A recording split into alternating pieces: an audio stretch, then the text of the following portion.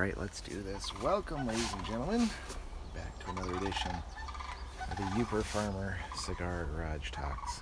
How the hell's everyone doing? Doing pretty good. Busy week. Finally get a little week off with the fam. It should be fun to do some traveling around, see the sights. Get to go cherry picking. The family's big on picking wild berries and making stuff out of them, so we're excited, can't wait.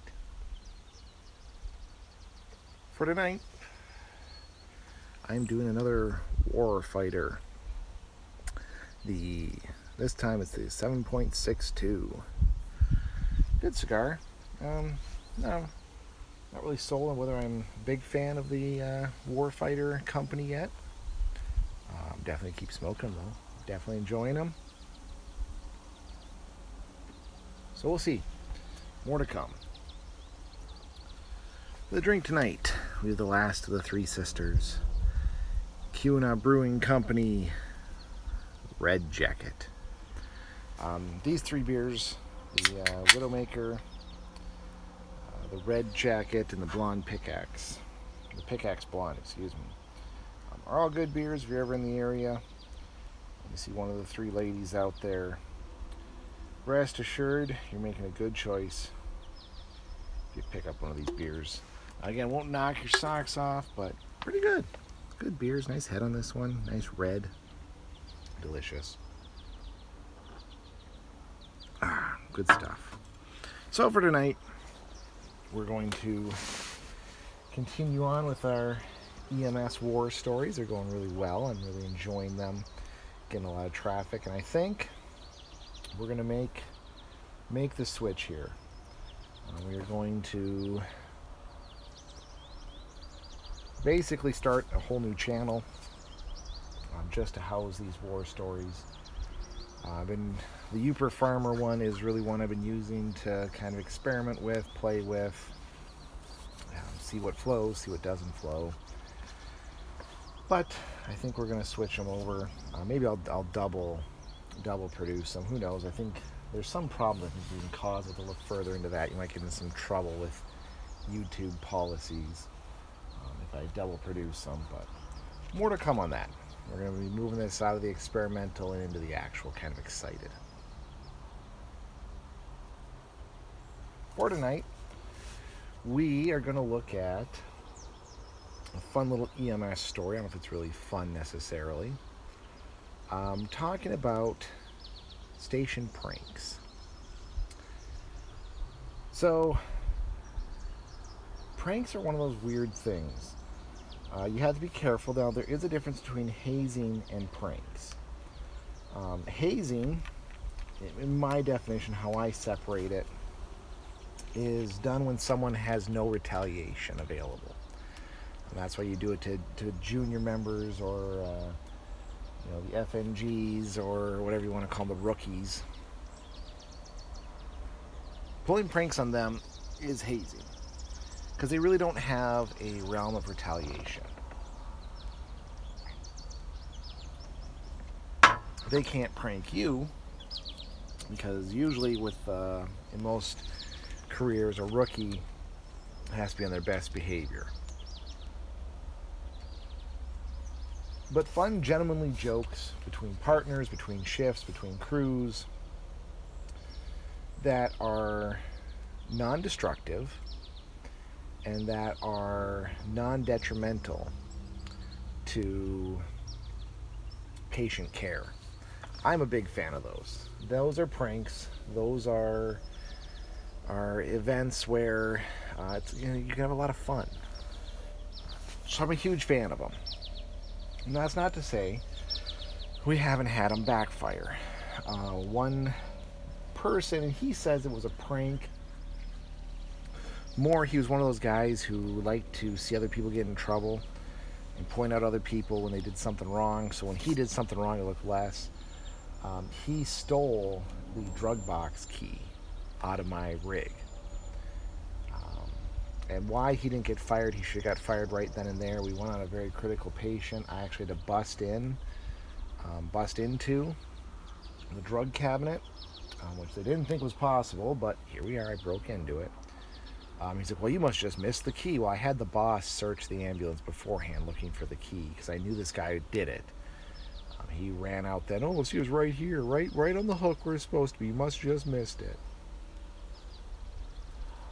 Boss then pulled him in the office, said, no, let's talk. Time to talk. And quickly found out, yeah, he had taken it. But he was able to play it off as a prank and saved his job. That guy he had more lives than a cat, honestly. He was slippery. He got through a lot of stuff that most people wouldn't fired for, but he was given the pass. Let's talk about other good pranks that we've had. One of my partners, me and him had a little bit of a prank war for the better part of a year. And again, small stuff that wasn't mission critical, didn't affect patient care, and didn't really cause any real damage. Stuff like he would eat the last little bit of my ice cream, which wasn't really a big deal. I kind of bought ice cream and I'd leave it there all week. But he would save the container, wash it out, and before I got on duty, he would stick it back in the freezer. So I'd come and like, oh, I have ice cream left over. Awesome. Well, I'll definitely have some of that. And usually is when there was a bunch of calls going on, I could really use some ice cream. And lo and behold, I'd pull out an empty carton. I used to, one of the pranks I pulled on him was to put windshield wiper dish detergent on his windshield wipers. So that way when it was time to go home, if it was raining, he'd turn them on and it'd just make big soapy suds all over his windshield. Again, after a few minutes, it rinsed off and went away. We both used to stick stuff in each other's boots, whether it was ping pong balls or golf balls, or I think I stuffed a bunch of paper towel in his boot. Again, stuff that it really didn't affect our patient care. It took you 2 seconds to pull the ping pong balls out of your boots or the paper towel out of someone's boots. And it's a bonding thing. You laugh, you joke. One of the best things was having a prank pulled on you after a long call. You wouldn't admit it. You'd yell and hoot and holler and, oh, that's just you. I should have done that. That's horrible. I can't believe after the call I had. But it brought it back to that normalcy. And it was great. Our boss didn't believe that. She despised pranks, and she believed pranks and hazing were the exact same thing. And it wasn't until one prank, this is kind of the moral of the story here, the big story of the story, instead of just pontificating about pranks. What had happened was I was coming on duty, and my partner had actually switched me. He was working with someone else, and he was going to be getting off duty, and he was just being grumpy. And I knew he was grumpy, he knew he was grumpy, or he didn't know he was grumpy yet. And so he went out on a late shift call. I said, okay, you know what? I'm going to deal with Mr. Grumps. So I went, and I knew all he wanted to do was to get home and go to sleep, listen to some loud music, and have a couple beers. So he was itching to get home. He was pissed he got a late call. So I went and took all of his day gear, and I secured it to the ceiling. I made a cool pattern, like it would actually look like a person stuck on the ceiling. And one of the guys there was like, well, he's just going to grab a sleeping bag and go to sleep upstairs. I said, you've got a good point. So you may have guessed, his sleeping bag also made it up on the ceiling. The ceiling was actually quite high. You needed a ladder and whatnot to get it down. It didn't damage any of his stuff. I was able to secure it without causing permanent damage to his day clothes or to his sleeping bag. And the boss was just pissed. But pull it down. You got this won't go. He's had a rough day. You got to be nice to him. Just pull that stuff down. She tried pulling out the ladder, but I knew she wouldn't go up there and get it. I said, just wait. So he comes in. He is just pissed. He's grumping. He's yelling. He's hooting. He's hollering. How horrible is this call? And I can't believe this and that. And I just need to get home. I need to get home. And he gets upstairs, doesn't find his day clothes, doesn't find his bedding, and finally, he starts yelling and screaming and hollering, and how dare you, and Trevor, I'm going to get you. And then he looks up and sees where it is. The boss is trying to console him. Oh, no, it'll be fine, it'll be fine. Oh, we'll get it down for you. Sees where it is, realizes the effort, the work, and he realizes that he's just being grumpy. I had a big shit-eater grin on my face and kind of chuckled at him. And he just broke out laughing, guttural laughing. Anything that had gone wrong or the problems he had, they were gone. They really were. They were gone. He was in a better mood. I was in a better mood. He thanked me for it. He said, that's exactly what I needed after these last few shifts. And the boss was shocked. He said, don't you want to punch his face in? Now, this guy, he was a pretty good fighter, actually.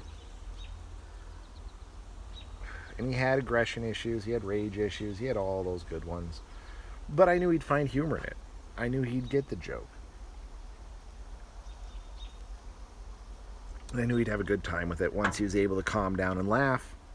He did. He told me that was one of the best jokes. We did end the prank war with that one. Again, occasionally, every now and then, we'd mess with each other, but it wasn't this consistent every shift. Guys wondering what we were going to do next. And it is. Those pranks, those good-hearted, honest little pranks are some of the best things you can do. Again, normalizing this profession. I tried pulling pranks at other jobs I was with that weren't EMS based every time. It was not always well received. One of them, I had a CPR dummy's head I stuck in the refrigerator when I had an office job. People laugh, but it's that awkward laughing. They don't really get it. So that's one of the fun things. And again, this is one that's kind of being burned out. Pulling pranks in EMS is one that you really see is dying out. People really aren't doing it anymore because there's this whole like, well, is that hazing? Did he haze him? Is that discrimination? Is that person, one of the isms, or the S, sexist, racist, ableist, whatever you want to call it. Because a prank is at someone's expense, and I really wish they'd stop that. Again, it really helped us to normalize it. Everything's gonna be okay. If I can get a prank pulled on me, we're doing all right. Things are gonna be okay. So anyway, open up your mind to a couple of pranks. Don't be afraid to get pranked. Don't be afraid to prank someone else. But again, non-destructive. It's got to be retaliate. They got to be able to retaliate against you. They got to be able to pull a prank against you, and it can't stop your mission. Whether that's fighting fires, capturing the bad guy, or running the ambulance. Other than that, have at it. Good-hearted pranks, again, they have to be able to retaliate. So don't be pranking that guy who would never prank anyone else in their life. Go after that guy who's good. He's going to get you back, and you're going to have a good laugh at it. Anyway, hope you all are safe out there. Stay safe out there. And we'll see you on the next one.